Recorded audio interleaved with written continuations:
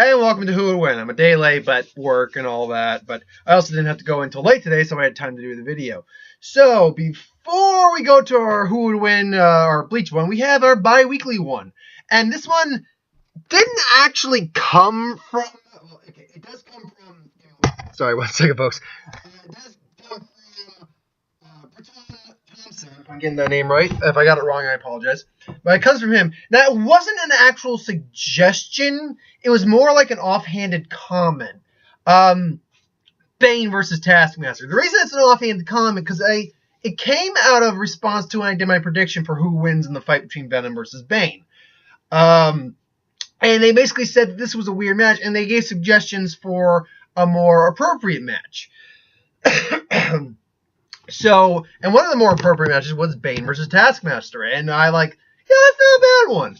So, and by FYI, or by the by, I should say, the way I do the bi-weekly ones, I really don't do anything, really. I have the little bit of research I've already done, plus the amount of knowledge I already have on. Usually, the bi-weekly Who Wins a pretty easy one for me to do. So that's why I really don't put a lot of... you don't see I don't have notes in front of me because they're usually easy for me to do off the top of my head, things along those lines. But yeah, Bane versus Taskmaster. Now, I've done a fight with Bane before, with him versus Riddick. I have not done Taskmaster, so I had to look up Taskmaster. Master. Anyway, I had to do Taskmaster a little bit. But more or less, just to go back on Bane again, real quick. Bane is Bane. I don't believe we know his actual name. But he was raised in a prison. He is a genius. He's multilinguistic. He has a photographic memory. Obviously, he's in peak physical condition, regardless of using venom. He is capable. He knows multiple martial arts, including a couple he's made up. He is a brilliant tactician. He's brutal in combat. He's a remarkable strategist, expert in most forms of combat. Armed and unarmed. And then when you add Venom into the fray, he becomes highly durable, and his strength goes into he can lift tons of strengths, or tons of weight, literally, like several tons. Now, when Screw Attack did theirs, their strength, they showed that his strength is comparable. Like in some scenes, you see him actually like handling a Ferris wheel. But the problem with comics is that, and I might do a video of this on some point, like Dragon Ball versus the Marvel Universe. When a guy, and I don't respond to most of the comments because it's just fun, because like a lot of you, I'm like, it's not worth it. I'd rather just explain my viewpoint in a video. Plus, it's fun to watch the show happen in the comment boards. But they brought up like a bunch of feats for these characters to compare why certain characters are stronger than other characters. And the problem with any Marvel or DC character is that the continuity is so fractured that you can't always give justifiable information, even if you have a fact in front of you. That fact might be from decades ago when this character's abilities no longer equal to what they once were. They have been retconned and changed now. So that's the problem with continuity. But generally speaking, in general, Bane is capable of lifting like 5 tons when he's using Venom. He's capable of surviving low explosives, small arms fire, blunt force shot. He can take on the likes of several superhuman individuals. So long as they're not like god level tier, like Superman or Wonder Woman or things along those lines. And if he can even extend his venom usage even farther beyond, at the cost of degrading his mind temporarily. Unfortunately, he becomes addicted to the venom, but regardless, that is the Bane we're using. Taskmaster he's a merc to some degree. He's not a villain per se, but he's a merc. He's hired for the thug for hire. He's a weapons expert, all for small arms fire, swords, shields, weapons, claws, spider launchers, moonerangs. And I use this because he's also not peak, but he's in physical shape. He's a guy in shape. He's not like peak human, but he's close enough to. He's a military trained body and all that stuff. But his mutation, I believe he is a mutant, it's a reflexive photo memory, if I'm getting that terminology right. If I didn't get the terminology right, I'll do the explanation right. Essentially, if he sees a movement, he can mentally copy that movement and physically do that movement. Now, if he's not fast enough to meet, like if he saw the Flash move and throw several punches at the speed, he might be able to copy the movements, but he can't copy the speed. He's limited by his physicality. But that being said, because of this, he can literally counteract anyone's fighting style after a certain amount of time, so long as he's like seeing your moves. Like if he gets attacked by one combo, and then the guy comes in for the combo again, he will immediately block that combo after seeing it the first time. That as well, he can now fire that combo back. He can add all of that to his arsenal and copy any of that. And because of that, he's copied individuals like the likes of Captain America, Wolverine, Spider-Man, Moon Knight, which is why he has, I believe he's capable of creating like a little energy disc shield. He's got gauntlets that have like Wolverine-esque claws in them. Don't believe they're made of adamantium, but they're still durable. He's got like some spider launchers in his wrist as well. He has moon blades like Moon Knight does. So he's copied a lot of individuals' fighting styles. That being said, he's not invincible by any means. He's still human. He's not peak human condition. He can only move as fast as his body will allow. And there are individuals like Deadpool is a very good example of this, that can counter his ability by being just completely Deadpool doesn't even know what he's going to do, which is why he can be so random as to catch Taskmaster off guard and defeat him in the long scheme of things. So the question then becomes, both these guys have photographic memories. One, in that sense, excuse me. Both of them are highly skilled combatants.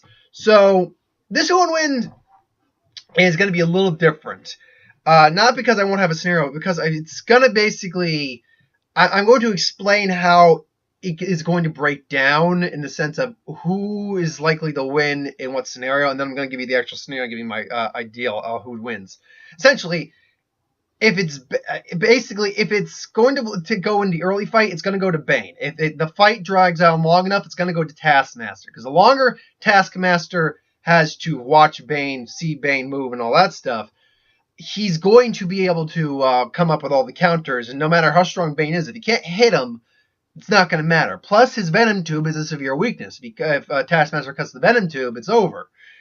So the question now becomes, but again, if Bane can just quickly overpower Taskmaster, then I keep flipping that name slightly, Taskmaster. If he can overpower him quick enough and crush him, kill him, whatever, then he wins. So how does the fight start off? Well, as always, I paint this in the most realistic scenario if they existed in the same universe. And more or less, it's probably going to be that, Merc versus Merc. Well, Merc versus Merc. Bane's kind of a Merc, but not really. Essentially, Taskmaster is tasked with lots of T's in this episode. Taskmaster is tasked with killing Bane. Bane. Kind of like he's like tasked with taking on Deadpool or something like that. So he eventually catches up with Bane. They have a conversation. It's like, yeah, well, the pay's good. So it's like, you're making a big mistake, muchacho. And then they fight. Now, Bane's probably not going to start off with using his Venom. It's probably just going to be, by fighting Taskmaster, blocking a hit. But Bane probably, smacks him in the face. His mask, which is a skull mask he wears. Which I don't really know why he wears. It's cool looking, but why he wears a skull mask, I'm not certain. Maybe it's explained. I haven't read that comic. So it maybe kicks him. Bane will have an initial advantage because Taskmaster has never fought Bane before. Now that being said, there is a scenario also where Taskmaster could just watch videos of Bane, assuming there are any. But let's go to this because Bane does not go for public attention very often. There might be some, but if there are, it's like they're kept by like either high security places or Batman, so high security place. That said, let's assume that he's never seen Bane's movements before. So Bane's going to take the initial advantage. So, quickly, Taskmaster is going to adapt as he does, pull out some fighting style like Wolverine claws. Bane is now settling on the defense and trying to block the attack, but he's slowly realizing that Taskmaster's getting his guard, giving him some mild catches. Bane's able to, still get out of the way from lethal hits. But it's like you wish to fight me, like it's you are, I can't, I guess, you are impressive. Let's see how much you can handle. And then that's what I say. It's always different, like it's a button or I like the Batman version of it, where it's like this little knob he twists on his wrist, and then I will break you. And then the fight continues.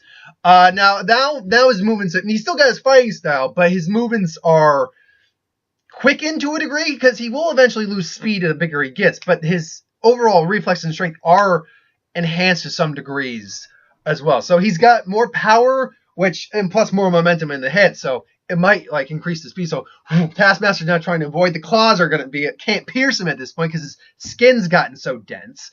So now he's got to go to like the shield, his fire thing. He's got a sword, all of which aren't doing much. The swords might be able to cut him and pierce him, but it's not enough to get a lethal hit just because of how muscular he's become. It's like, is that all you've got, little man? Just brace it. I don't know. And then the Taskmaster being the more agile of the two, because at this point he's probably the more agile, being the smaller guy. I know I said it enhanced Bane's reflex and speed, and it probably does to a degree, but the muscles are still the bigger issue. He's stronger, but he's also bulkier. So at that point, he just appears behind him with a Moon Knight blade. Like, I don't know. He's like, is this all you got? Shoot. And he just slices the tube, and Venom goes. And at that point, he's like, no! It's like, shoot! Yes! So, yeah, it's a short fight, honestly. Taskmaster, because the issue with that is that Taskmaster has fought, I'm saying Taskmaster, but I'm saying it too quickly, so it's coming out Taskmaster. Oh, now I said it right. It says like Masper is what I'm kind of saying by mistake. Taskmaster deals with more superpower beings on a regular basis in his world, because he deals with mutants and things along those lines. He's dealing with more metahumans than Bane does on a regular basis. Bane fights Batman and like Ra's al Ghul and drug dealers and things like. He fights normal humans usually. He does go up against the occasional man. Like Killer Croc is, for all intent and purposes, a metahuman. He's fought Killer Croc a few times and kicked his ass. But when you go, and also when you look at the tiers of metahumans, to be fair, there are a lot more metahumans actually in the Marvel universe, but the level of tier in the DC universe is far greater. Not to say that Marvel doesn't have individuals comparable to them. It's a different thing entirely. So Bane just doesn't have the experience of going up against individuals with abilities as often as Taskmaster does. Now you can correct me if I'm wrong. That maybe I am wrong. I don't think I am. Also, Taskmaster is just, despite both of them having photographic memories in a certain sense, Taskmaster is far more adaptable, far more quickly adaptable, I should actually say, than Bane is. Bane will learn from his mistakes very quickly, but Taskmaster's ability literally lets him copy a move on the spot and then use it against the opponent. So that's why in a long haul fight, Taskmaster, unless he's going up an individual with like actual cosmic ability or just an ability like fire conjuring or something like that would kill him regardless. As long as the individual has an ability that's like physically based or is just they're grunt, they're within his realm of combat, he can literally take on almost anyone as long as they're on his terms of a fight. And Bane would be in his terms of a fight. If he were going up against someone like Poison Ivy, he'd be having a fucking harder time because I'm just going to have plant monsters come at you. If you're going up against Scarecrow, or Joker, Toxin, Smilex Gas, whatever, maybe he wouldn't be affected, maybe he would. So as long as the individual's within his wheelhouse of a fight, Taskmaster is almost always going to come out on top of the fight. But, I mean, it's not a clear-cut victory because, like I said, there is a very realistic scenario where Bane just decides, no, fuck it, goes Venom, and just, because it's the first time meeting, smashes Taskmaster in the freaking head and crushes his skull in. There's a very realistic scenario where that happens. However, I feel like because Taskmaster has dealt with metahumans a bit more often than Bane has, he'd be a bit wary of such things. But that being said, I give the fight 65-35 in favor of Taskmaster. Taskmaster. I don't know what it is about that name that I'm having trouble pronouncing. Taskmaster. Yeah, I'm doing it. I'm saying masker. not Master, Taskmaster. For all those pesky Taskmaster. I can't even make the joke because I can't say master right for some reason.